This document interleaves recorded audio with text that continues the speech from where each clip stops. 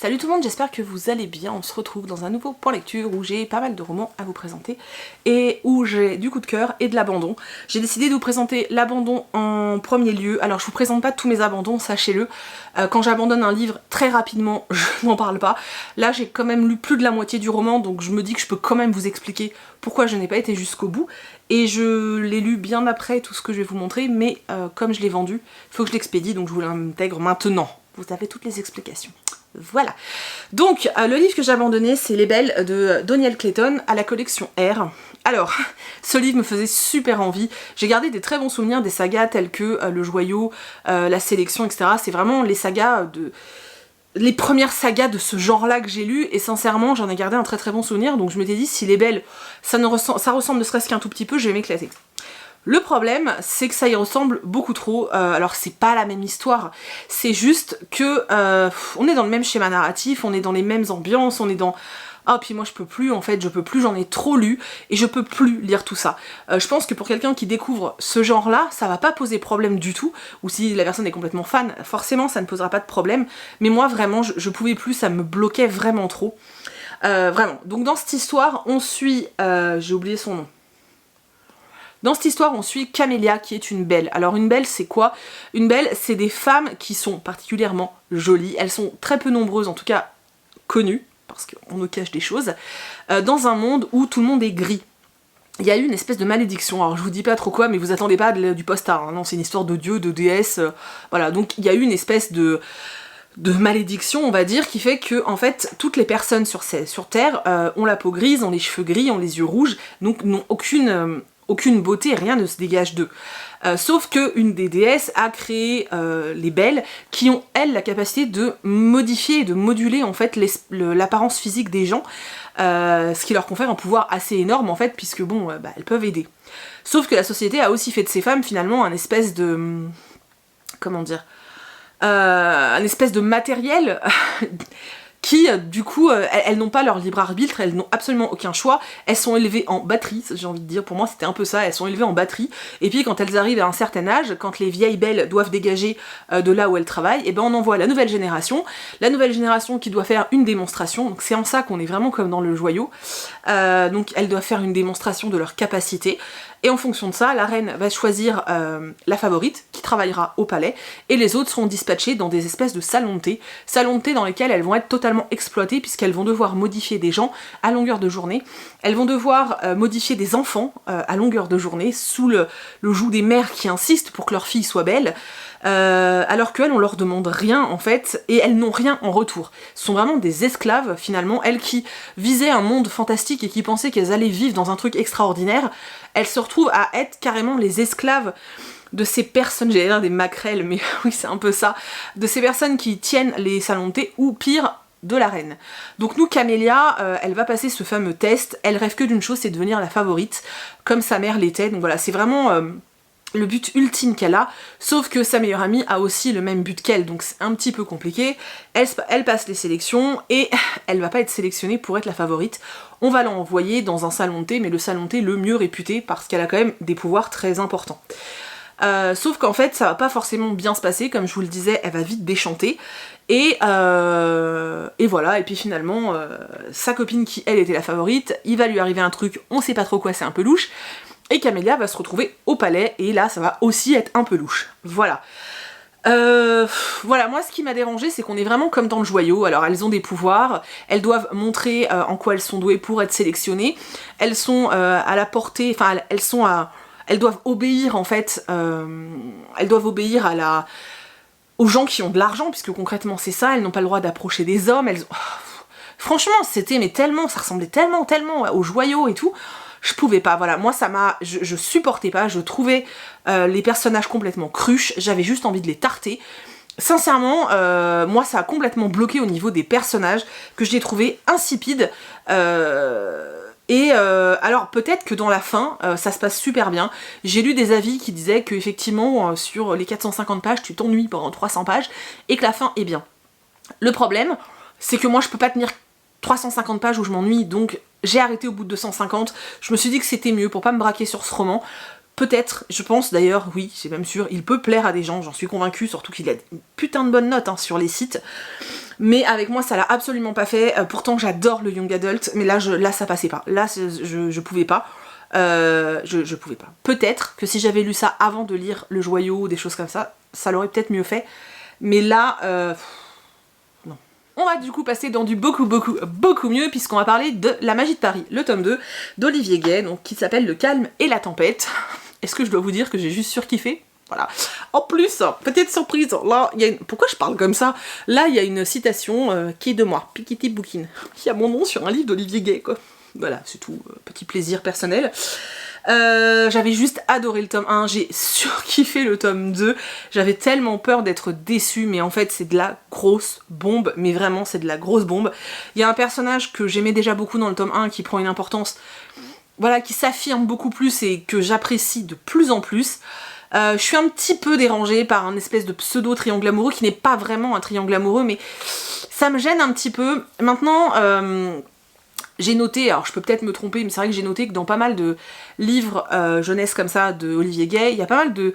J'ai l'impression qu'il joue un petit peu avec les codes du young adult, et du coup je me dis, bon, ok, fais confiance, ça va bien se passer, et ça passe. Mais j'adore en fait, j'adore la plume de cet auteur qui est vachement moderne, qui te donne envie de continuer, qui te fait plein de références au monde actuel, et du coup enfin c'est hyper... Enfin pour les ados c'est de la grosse bombe quoi. On suit toujours Chloé et Thomas, donc dans le tome 1 en fait Chloé est une fille assez grande, vraiment très grande, très complexée par sa taille d'ailleurs, qui fait de l'escrime et qui doit faire des compètes en fait, d'escrime. Un soir alors qu'elle est en train de s'entraîner, elle tombe sur Thomas qui est en train de se battre avec quelqu'un et elle va sauver la vie de Thomas, sauf qu'en sauvant la vie de Thomas, elle va se faire transpercer le cœur. Pas par une flèche, hein, par une épée. Thomas, pour la sauver, va se lier à elle grâce à un sort, et à partir de cet instant-là, Chloé va devenir son chevalier. Bon, elle dit qu'elle est mousquetaire parce que chevalier ça lui plaît pas, mais ils vont être liés l'un à l'autre, et du coup, elle, pour vivre pleinement, etc., elle pompe un peu sur les pouvoirs de Thomas, ce qui pose un peu problème au chef des magiciens, on va dire, parce que du coup, pour eux, Thomas est moins fort et c'est pas bon du tout qu'il soit moins fort parce qu'il est chargé d'une mission, protéger l'espèce de trou géant qui est sous l'école. Ça me fait trop penser à Buffy, parce que dans un épisode de Buffy, il y a un trou géant comme ça dans le lycée. Bref, du coup voilà, et là dans le tome 2, on continue leurs histoires où ils sont toujours pourchassés, où ils essayent de comprendre à quel point le lien qui les unit, en fait, le lien magique qui les unit, à quel point il est fort. Et la fin de ce tome 2, j'étais... Quoi? Mais pourquoi? Enfin, non, enfin, oui, je monte dans les aigus, hein. Mais vraiment, ça m'a complètement chamboulée. Je me suis dit, mais putain, combien de temps je vais attendre? Mais en fait, pas longtemps, puisque le tome 3 sort bientôt. C'était vraiment chouette. Encore une fois, la plume d'Olivier Gay m'a complètement séduite et transportée. Je vous dis, il est capable de prendre des clichés du genre young adult pour en faire un livre qui bam de fou. C'est incroyable, je trouve. Je trouve ça incroyable. Bref, vous savez que je ne tarie pas d'éloges concernant cet auteur, en tout cas en jeunesse, puisque je n'ai jamais encore, je vous l'ai déjà dit, je n'ai jamais tenté des livres adultes. Je vais le faire, hein, je vais lire des livres de fantasy. Mais voilà, j'aime énormément ce qu'il fait en jeunesse. Voilà. Pour moi, je peux rien vous dire de plus que ce que j'ai déjà lu. Il y a écrit « Foncez le lire », je vous le recommande à 200%. Voilà, mais vraiment, allez-y, mais que ce soit Le Noir est ma couleur ou ça, allez-y, c'est génial, c'est vraiment trop bien. Je vais maintenant vous parler de Destiny tome 2 de Cécilia Ahern. Vous savez que j'avais eu un énorme coup de cœur sur le tome 1, une dystopie qui pour moi est très très riche et assez différente de ce que j'avais pu voir jusqu'à présent. Et quand j'ai entamé ce tome 2, j'ai eu très peur parce que les 100 premières pages, j'arrivais pas à rentrer dedans. Je trouvais ça un peu lent, j'avais du mal en fait, je retrouvais pas ce qui m'avait plu dans le tome 1 et ça m'a franchement fait peur, je vous le dis. Et finalement, contre toute attente, au bout de 100 pages, je ne pouvais plus le lâcher. C'était juste génial et c'est la fin de la saga. Donc ça, c'est encore mieux. C'était trop bien. Alors je vous rappelle juste vite fait l'histoire de départ. Donc c'est une dystopie où le monde est scindé en deux, entre guillemets. Il y a les parfaits et les imparfaits. La société estime qu'on doit être parfait, donc on doit respecter certaines règles. À partir du moment où on a été à l'encontre d'une de ces règles, je sais pas, par exemple si on a menti, si on a volé, si on a aidé un imparfait, il y a plein de règles comme ça, on va être marqué, enfin on va être jugé et ensuite marqué au fer à certains endroits du corps en fonction de ce qu'on a pu faire. Par exemple, si on a menti, on va avoir une marque sur la langue, etc. etc. Donc nous, dans ce monde-là, on suivait Célestine qui était vraiment la gamine parfaite.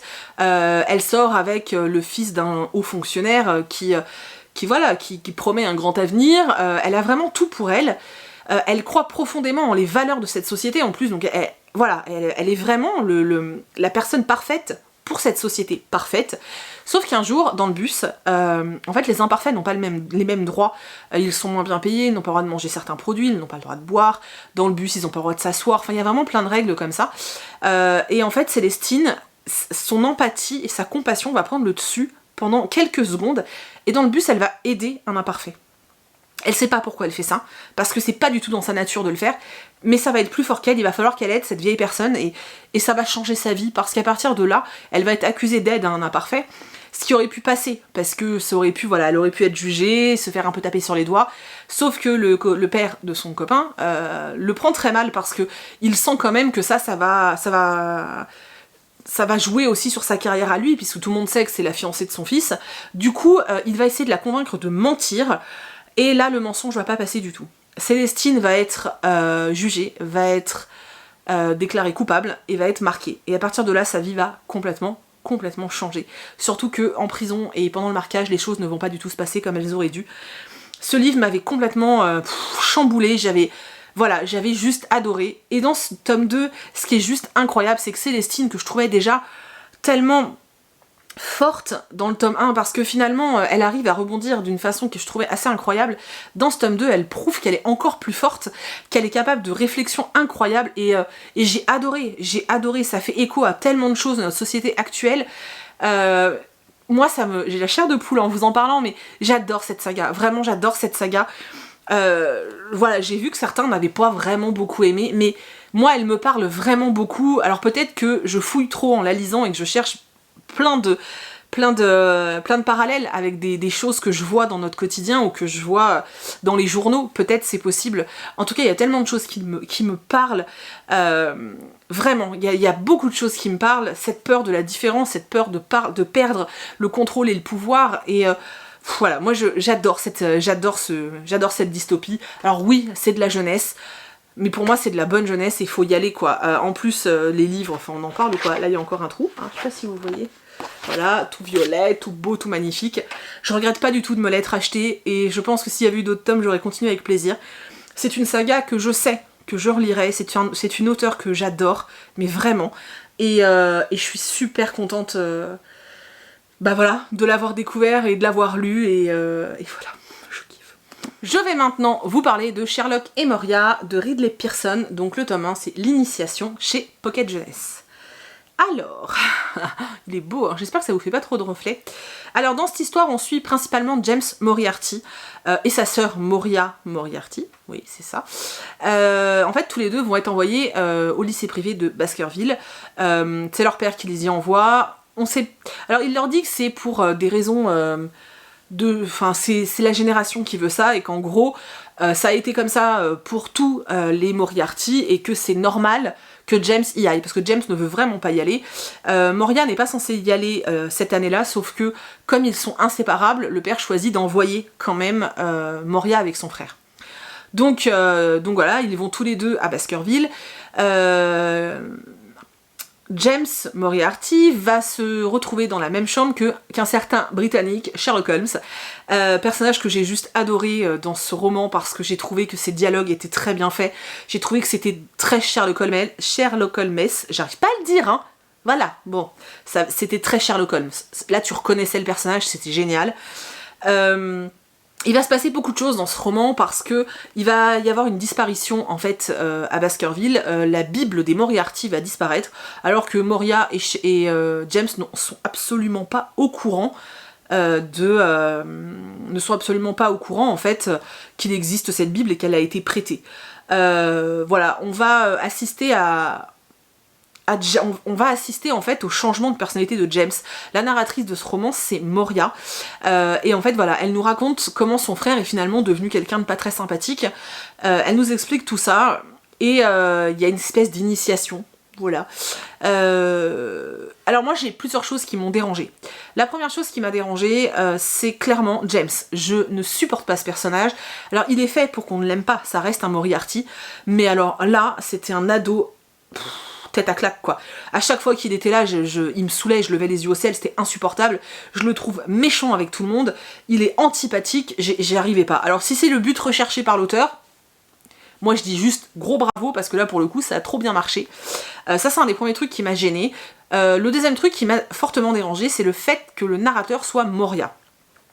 Pour 2 ou 3 scènes, mais ça vient de moi, hein, c'est un truc qui me plaît pas personnellement, parce qu'en fait, que Moria nous raconte ce qu'elle a vu, ce qu'elle a entendu, ok. Le problème c'est que Moria, elle nous raconte des scènes où elle était pas là. Je comprends pas en fait.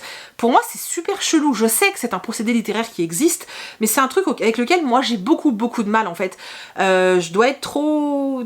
je sais pas, je dois être trop terre à terre, trop carré, je ne sais pas, j'arrive pas à expliquer. Mais c'est vrai que moi, à chaque fois je me disais, mais comment elle peut nous raconter ça? Elle y était pas. Ça me paraît tellement, moi, ça me paraît bizarre en fait. Voilà, donc ça m'a un peu dérangée. Maintenant, je pense que j'avais des attentes XXL pour ce roman, du coup c'est une petite déception. Déception parce qu'on sent très fortement que ce n'est qu'une introduction. Voilà, pour moi ce n'est qu'une introduction ou un préquel. En fait, alors il y a un moment, enfin une fois qu'on arrive à la moitié, ça bouge beaucoup, il se passe beaucoup de choses, hein. On apprend plein de choses et ça devient super intéressant. Mais pour moi c'est une espèce de préquel aux aventures finalement qu'il y aura peut-être après entre Sherlock et Moria, parce que finalement ce livre est quand même franchement tourné sur James Moriarty. On voit Sherlock Holmes, mais c'est pas vraiment lui le personnage principal, Moria non plus, sont vraiment des personnages secondaires, et c'est vrai que du coup j'avais le sentiment que c'était une introduction à autre chose, et que voilà, du coup je lirais avec fort plaisir, c'est pas français ce que je viens de dire, avec grand plaisir la suite, parce que je pense que ça peut être prometteur, mais ce tome 1 m'a quand même beaucoup déçu, parce que moi je m'attendais vraiment à suivre Moria et Sherlock. Alors leur relation est super choupie, hein, ils sont potes, voilà, il y a des petits trucs très drôles qui se passent que j'ai trouvé vraiment géniaux. Et puis voilà, moi Sherlock c'est un personnage que j'aime profondément, donc ça pouvait que me plaire. Mais ouais, juste problème avec Moriarty, donc c'est vrai que j'attends la suite pour voir si je me trompe pas et si c'était vraiment juste une grosse introduction, mais une très grosse introduction hein, qui fait quand même presque 400 pages, voilà. Mais ça reste quelque chose de vraiment sympa à lire, hein, faut pas non plus, voilà. Mais c'est vrai que vous savez que je lis beaucoup d'adaptations de Sherlock, et du coup celle-là, pour le moment c'est la moins bonne que j'ai lue, donc ça m'attriste un petit peu, mais j'ai très envie de lire la suite parce que je suis convaincue que ça nous cache et que ça nous promet quelque chose de bon. Et maintenant il est temps, oui, au bout de 20 minutes de vidéo, il est temps que je vous parle de mon coup de cœur. Donc, Les 1000 visages de notre histoire de Jennifer Niven. Alors, il faut savoir que ce livre ne m'intéressait pas. Je ne voulais pas lire ce livre, mais alors pas du tout, hein. Je l'aurais même pas acheté pour être honnête. Gallimard me l'a envoyé, alors que je n'avais rien demandé, voilà, ils envoient les nouveautés. Je me suis dit, bon, ouais, j'ai lu derrière, je me suis dit, ouais. Et en fait, j'ai commencé à le lire juste en me disant, je vais lire quelques pages et je vais voir. Et alors, mon Dieu, je pouvais plus le lâcher, en fait. Je pouvais plus le lâcher, il m'a fait ressentir des choses incroyables. Et je suis totalement amoureuse de cette histoire, amoureuse de ce roman, amoureuse des personnages, je l'aime. C'est à moi. Voilà. Ce livre est vraiment très touchant et il est très juste. D'ailleurs, quand je l'ai terminé, je vous ai fait un live direct sur Insta parce que j'avais besoin d'échanger avec vous autour de ça. Et non, c'est vraiment... voilà. Je vais quand même vous dire de quoi... Je vais vous raconter l'histoire, hein. Alors, d'un côté, on suit Libby, qui est une jeune fille qui, il y a encore quelques années, était la plus grosse ado des États-Unis, au point qu'un jour, elle a fait une très grosse crise d'angoisse. En fait, elle sortait plus de chez elle, elle était tout le temps dans son lit. Et un jour, elle a fait une très grosse crise d'angoisse, donc les secours sont venus la chercher parce qu'ils savaient pas trop si c'était une crise d'angoisse, une crise cardiaque, enfin voilà. Et pour l'emmener à l'hôpital, en fait, ils ont dû la faire sortir de chez elle avec une grue, et en cassant des morceaux de la maison. Donc vous doutez bien que ça s'est passé aux journaux, que tout le quartier est au courant. Voilà, très compliqué pour la petite Libby qui était qu'une adolescente. Nous on la retrouve 2 ans plus tard, elle a perdu du poids, alors elle est loin d'être mince, parce que quand on la suivait au départ, je crois qu'elle faisait 280-290 kg, et là elle a perdu la moitié, mais bon, elle reste quelqu'un de très obèse. Mais elle se sent beaucoup mieux, elle est suivie par un coach, elle fait du sport, elle est très sportive, et on sent elle se sent mieux, elle a repris confiance en elle, et elle décide qu'il est temps de retourner au lycée. Donc elle va faire sa rentrée. Et elle a beaucoup d'espoir et d'attente parce qu'elle se dit qu'elle va rencontrer l'homme de sa vie, qu'elle va se faire des copains, qu'elle va vivre tout ce qu'elle a pu voir dans les romans ou à la télé quand elle était enfermée chez elle. D'un autre côté, on suit, c'est Jack. D'un autre côté, on suit Jack, qui lui a une maladie assez particulière. Je serais incapable, encore une fois, de vous donner le nom. En gros, Jack voit les gens, sauf qu'il n'arrive pas à reconnaître les visages. Du coup, il ne sait jamais qui est qui, et il l'a surtout jamais dit à personne. Donc il faut qu'il arrive à faire semblant tout le temps. Et c'est très compliqué, en fait, pour lui. Et du coup, ces deux personnages-là vont se retrouver au lycée, sachant que Libby va être un peu la tête de turc dès le début. Et que Jack lui fait partie des gens très populaires parce que de toute façon personne ne connaît son problème et il le cache très très bien. Ils vont faire connaissance parce que une espèce de mouvement complètement stupide va être lancé pour que tout le monde joue au rodéo grosso ou grosso rodéo. En gros, tu sautes sur le dos d'une meuf grosse et tu t'accroches pour tenir le plus longtemps possible, un peu comme au rodéo en fait. Voilà. C'est comme ça que Libby et Jack vont faire connaissance. Et là, on va découvrir des personnages qui sont juste incroyables. Une gamine qui a une force hallucinante, mais incroyable. Elle est... moi, elle m'a pris en plein cœur, cette gamine. C'était incroyable, quoi. Elle est tellement forte. Elle a une relation avec son père qui est tellement forte.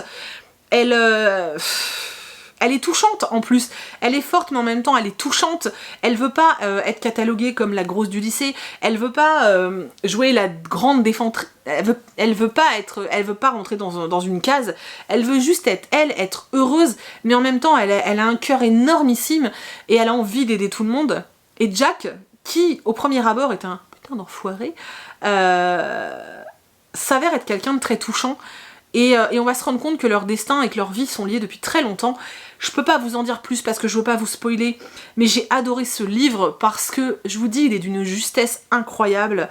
Et c'est ce que je disais dans le live. C'est le deuxième dont je vous parle récemment, où on parle d'un enfant obèse. Et en fait, ce que j'aime beaucoup dans ces deux romans, et je pense que c'est pour ça qu'ils m'ont autant touchée, donc l'autre c'était Petit Gros, c'est pour ça qu'ils m'ont autant touchée, c'est parce que contrairement à ce qu'on pouvait écrire il y a quelques années sur des gens obèses, on n'est pas dans le ridicule, on n'est pas en train de te mettre un personnage obèse pour qu'il fasse rire la galerie. C'est pas du tout ça.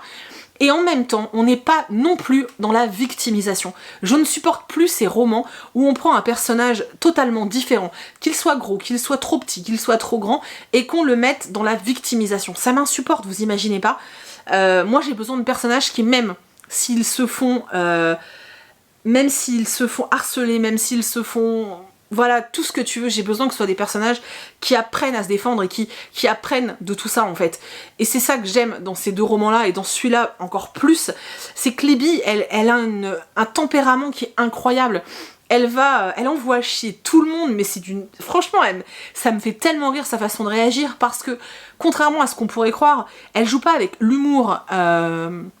pour se protéger, parce qu'elle le dit en fait, elle a pas besoin de se protéger en fait, elle a plus besoin de se protéger, c'est pour ça qu'elle a réussi à perdre la moitié de son poids, c'est parce qu'elle se libère de quelque chose et qu'elle n'a plus besoin de cette couche protectrice autour d'elle, et le fait qu'elle se soit libérée de tout ça, le fait que maintenant elle réponde du tac au tac avec un humour qui est hyper cinglant, mais j'adore, c'est vraiment génial, et ce livre m'a profondément touchée, m'a profondément émue, leur relation est juste incroyable.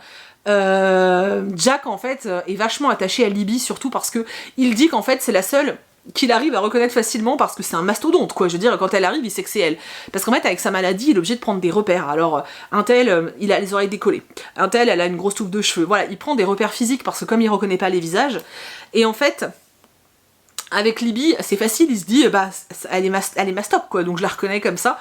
Mais il le dit pas de façon méchante, et vraiment leur relation est magnifique, et je sais que je relirai ce roman. Il y a eu des phrases où j'étais « Oh, c'est trop mignon !» et il y a eu des phrases où j'étais très en colère. Voilà, je vous dis, ce roman m'a fait vivre un ascenseur émotionnel, j'ai adoré. Vraiment, j'ai adoré. Voilà, c'est comme ça, je peux rien vous dire de plus. Essayez, franchement, essayez. Je pense que vous pouvez le trouver en médiathèque ou des choses comme ça, je peux vous assurer que je vais me procurer tous nos jours parfaits, il me le faut absolument, parce que maintenant que j'ai découvert la plume de Jennifer Niven et que je sais à quel point elle est juste dans ce qu'elle dit, et ben voilà, j'ai envie de continuer à la découvrir, Et j'ai envie de continuer à découvrir des romans où on ne victimise pas les gros, où on ne les retourne pas en ridicule, où on les oblige pas à mincir tout au long du livre pour qu'à la fin ils deviennent la star du roman. Non. Libby, elle est grosse au début, elle est grosse à la fin, mais ça reste l'héroïne du livre, et une bonne héroïne, une héroïne qui est forte et une héroïne qui est heureuse, et putain ça fait trop du bien. Voilà, c'était le cri du cœur. Oui, je me suis un petit peu emportée, mais je pense que vous le savez maintenant, quand j'aime quelque chose, j'ai tendance à m'emballer. Voilà. Ouais, tout ça, ça m'a fait remonter plein de trucs, et je peux vous assurer que j'étais censée tourner un autre point lecture juste dans la foulée. Je peux pas, je suis vidée. Voilà. Donc voilà, j'espère vraiment que cette vidéo vous a plu. Comme vous avez pu le voir, j'ai fait des lectures juste incroyables, des suites de sagas qui étaient fantastiques, une découverte d'un roman que je n'aurais jamais lu qui est génialissime, et c'est en ça que je vous disais que je suis très heureuse de recevoir des services presse, parce que très sincèrement, je peux vous assurer que ce livre, je ne l'aurais jamais acheté. Et sans un envoi sauvage, je ne l'aurais même pas demandé en fait. Ça ne m'intéressait pas. Et finalement, c'est un énorme coup de cœur. Je crois que c'est la plus grosse claque. Quoique non, il y en a un autre que je vais vous présenter la semaine prochaine. Mais c'est une des plus grosses claques que j'ai pris pour l'instant en 2018 et même peut-être en 2017. Il m'a touché en plein cœur et c'était magnifique. Voilà. Du coup, j'arrête de parler parce que je crève de soif. J'espère vraiment que la vidéo vous a plu. J'espère que je vous ai vraiment donné envie de découvrir certains de ces romans. N'hésitez pas à me dire dans les commentaires s'il y a des livres qui vous tentent, du coup. Je me ferai un plaisir de lire tout ça. Je vous fais des millions de bisous. Je vous remercie du fond du cœur d'avoir regardé cette vidéo jusqu'au bout parce qu'elle est extrêmement longue et je m'en excuse. J'avais pas mesuré à quel point j'allais être bavarde. Je suis vraiment désolée. Je vous fais plein de très gros bisous et je vous dis à mercredi dans une prochaine vidéo. Bye! Elle sera plus courte, promis.